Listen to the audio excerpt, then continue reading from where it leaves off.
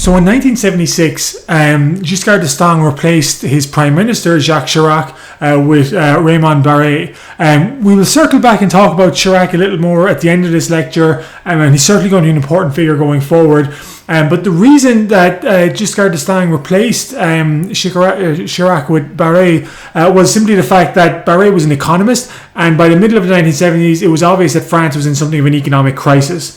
So French historians refer to the 30 years prior to, just give me 1 second, the 30 years between 1945 and 1975 as the Glorious 30, because it was a period of almost unparalleled economic growth in France. The French economy grew about 4% every year from 1945 to 1975. That's really an astonishing rate of growth. French incomes increased 170%. Across that same period, French purchasing or French spending basically on consumer goods increased 175% over that same time period. It was good times in France. Economically, a lot of people were doing quite well. Unemployment was very, very low, and is generally remembered today as a very, very happy moment in French history. Although, as we've obviously seen in this in this lecture series, that wasn't necessarily to say that there weren't hard times involved as well. But relatively speaking, economically, very good times for France.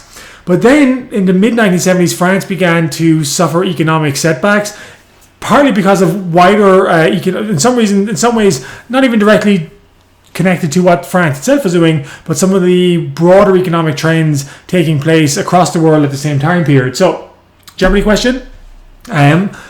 This phenomenon of slow economic growth and rising inflation was once thought to be impossible.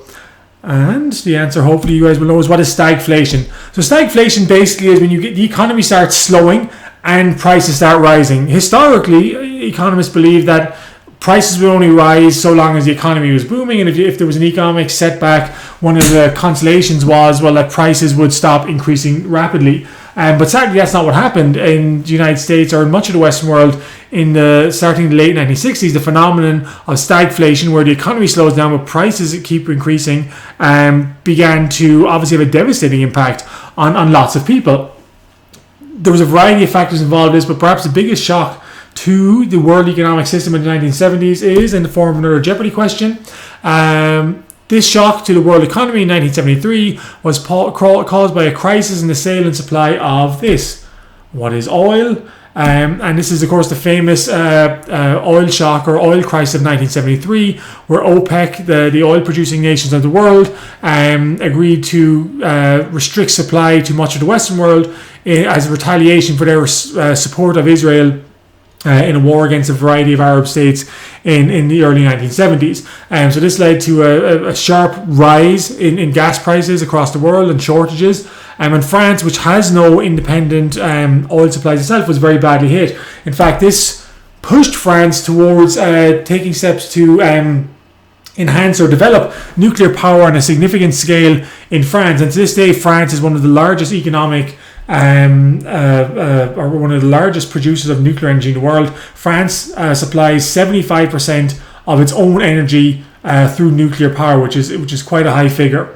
Other issues, basically during the late 50s and 60s, the French factories that had been built in the wake of the Second World War were starting to show their age a little bit, and some of the same phenomena that you see in the United States with the development of the Rust Belt, that some of the older traditional industrial jobs, so coal mining, manufacturing, steel making, people start to lose jobs in these fields, because some of these jobs or some of these positions are being filled more cheaply overseas, especially in manufacturing. So we started to see in some parts like Lorraine and the Nord department, which were historically powerful industrial sections of France, start to see a real decay in their ability to produce and their ability to create new jobs or create jobs as equivalent jobs to replace those being lost. And so we started to get rising unemployment in France. So unemployment, which had been we've been very marginal in the 1960s in France, grows. So by 1975, it's about 400,000 French people are unemployed. By 1980, it's 1.5 million. So unemployment becomes a growing problem in France. And of course, coupled with the fact that stagflation, prices are rising as well. So between 1978 and 1980 alone, prices in France rise 10%. And so the glorious 30, the economic miracle of the previous years are quickly being forgotten as French people are becoming more and more despondent about the fact that they're struggling to find jobs and the fact that the cost of living is increasing at the same time. I want to talk a little bit about the changing cultural climate in France in the late 1960s as well, in the 1970s. Up until now, we've noticed that the French intellectual world was often dominated by thinkers of the left or thinkers who were very sympathetic to communism or Marxism in some form. So Jean-Paul Sartre, who we discussed in a previous class, was a good example of that, of someone who wanted to figure out how we could make Marxism work on a practical everyday level. But starting in the 1970s, some people on the left, some of France's intellectuals become more suspicious of the humanitarian or necessarily the morality of left-wing politics and the kind of former self-assurance that left-wing politics were ultimately for the better for society in general. One example is another Jeopardy question. So in 1973, Alexander Solzhenitsyn published this work criticizing Soviet forced labor camps, and hopefully you guys would all know what is the Gulag Archipelago, a famous book published in the 1970s. This book basically was significant in Western intellectual circles because it kind of revealed in quite graphic detail the kind of petty brutality of the Stalinist regime, and in many ways kind of discredited the left in general, or at least the communism in general. Some thinkers in French society began to wonder whether it was possible to have communism without the totalitarianism, basically, and more of them began to conclude that it was not. And so there's a shift in French intellectual thought in the 1970s away from the kind of traditional acceptance that Marxism was good and just needed to be run by the proper people, the kind of mindset advocated by Jean-Paul Sartre, with a growing skepticism of any agency or any ideology that promises universal truths and answers to everything. Another important cultural moment in France in the 1970s, which also played a significant role in increasing disenchantment with left-wing politics, was the release of a movie called The Sorrow and the Pity, which had been made in the 1960s but was not released until the early 70s because it was considered too controversial. What it basically did was it cast back a view of Vichy France and what happened in France, and in particular kind of blew up the myth that had developed in French society that pretty much everyone had resisted the Germans when the Germans were there, whereas in reality most French people, if not outright complicit, and there certainly were those who were outright complicit. For example, about 7,000 Frenchmen served as Nazi soldiers on the Eastern Front. Many French women had relationships with German soldiers. And obviously we've talked about the Vichy regime in considerable length. But it kind of brought home to French people that the traditional argument of the left that everyone was a left-leaning communist or socialist and had fought the Germans during the Second World War simply wasn't true, and it kind of deflated this traditional idea that had taken hold, or at least this argument that the French left made to present itself as the only true heirs of republicanism in France. What we also see emerging in the 1970s, actually starting in France but becomes a global phenomenon, is the intellectual development of postmodernism. Postmodernism is a very, very broad idea in many ways, and so in some ways I'm going to be doing a disservice by trying to boil it down into a kind of simple couple of sentence definition. But if you go to grad school to study anything in the social sciences or the humanities, you're going to come across postmodernism. At its core, postmodernism is basically a rejection of the idea of modernity. So what do you mean by modernity? This chart here gives a sense of it. Modernity, as developed from the Enlightenment, insisted that as time goes on, life will get better. That society and technology are inevitably progressing forward and making things better for the better. Postmodernism rejects that idea, first of all. Basically says that, in some ways modern life makes things worse and imposes great harm on people. But more broadly speaking, it also rejects the idea of any kind of universal truth. Anyone who says, well, if we follow this political doctrine, everything will be good, a great deal of skepticism about that, and ultimately rejects any kind of universal values.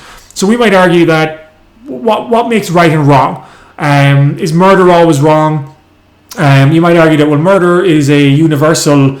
Murder being wrong is a universal truth that is held true across society in time and space. And postmodernists would say, well, that kind of depends on your perspective. And that to say that it's wrong always is a very simplistic understanding of life, and kind of rejects the fact that, again, I'm picking an extreme example, talking about murder, but the idea that action A is always wrong is too simplistic, and depending on one's view, action A might be wrong or action A might be right. So that's a very, very, very rough definition of postmodernism. It's a political philosophy that kind of destroys a lot of the old certainties of Western society and doesn't really replace it with much instead, and leaves behind ambiguity and uncertainty. Some of the most important advocates of postmodernism, some famous scholars who some of you may have already come across. Michel Foucault was a famous French historian. One of his famous books is Discipline and Punish. But what he basically shows is how people are kind of oppressed in the modern world in very simple ways without kind of always necessarily understanding it.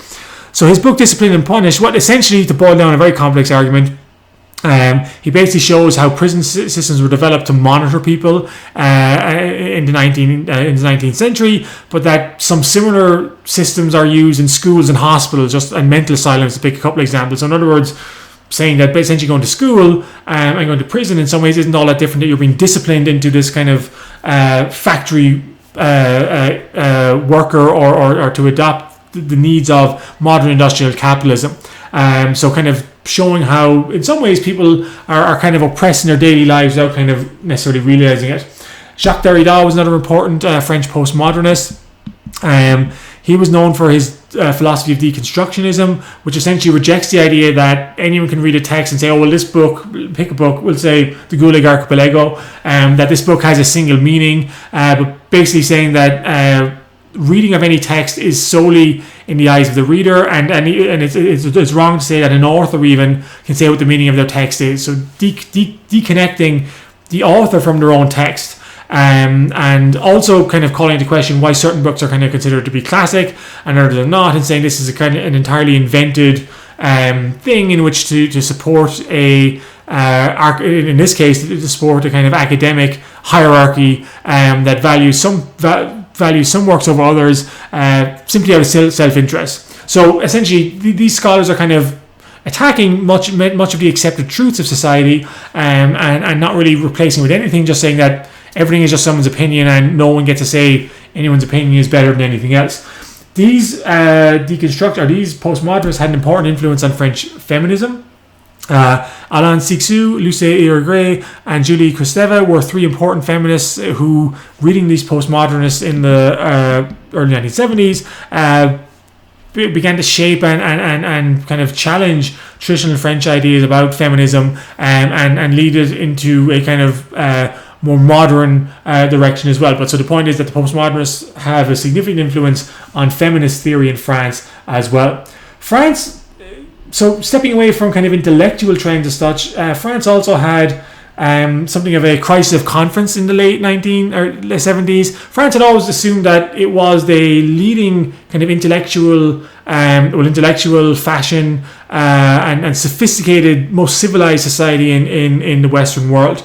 To pick an old German phrase, that one would Leben wie Gott in Frankreich, one would live as God in France. The idea that France had the best of everything, and that everything in terms of food, culture, fashion, etc., that France was really the world leader in this, in many of these fields, and therefore the rest of the Western world kind of looked up to France and aspired to France. But this mindset begins to change in the 1970s, especially with the growing influence of the United States. And the United States in some ways is displacing France as something of a world leader in terms of setting fashions and trends. We already saw in the 1950s there was a controversy about the arrival of Coca-Cola in France, and this same debate is reignited in the 1970s when large American multinationals begin setting up in France. Probably the biggest one is IBM. IBM establishes its European base in France in the 70s, and to this day is still the largest multinational overseas employer in France. But a lot of French people were resenting this. They found this to be a form of almost American cultural imperialism, because IBM, for example, is stifling the growth of indigenous French computer industries at the same time. And in particular, there was a controversy with McDonald's. McDonald's was introduced to France in the 1970s. Journalists were horrified. They said, you can never teach French people to eat with their hands, and they will never work. But actually, McDonald's proves to be quite a big success in France, and that adds to the concern of French people that perhaps Frenchness is being lost to this kind of growing American cultural imperialism.